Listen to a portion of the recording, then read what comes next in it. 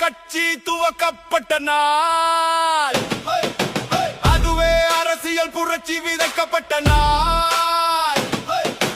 அரசியல் புரட்சிக்காக எதிர்பார்க்கும் மக்களும் ஏங்கும் இளைஞர்களும் எண்ணிலடங்காது. அதென்ன அரசியல் புரட்சி? கல்வி மறுக்கப்படும் மக்களும், உயரிய மருத்துவம் கிடைக்காத ஏழைகளும், தொழிலாளர்கள் வஞ்சிக்கப்படும் நிலைகளும், தூக்கில் தொங்கும் விவசாயிகளும் கற்பழிப்புகளுக்குள்ளாகும் பெண்களும், சாதிய அடக்குமுறைகளும், மதவெறுப்பு பேச்சுக்களும் இல்லாத இந்திய தேசம் எப்போது உருவாகின்றதோ அதுவே அரசியல் புரட்சி.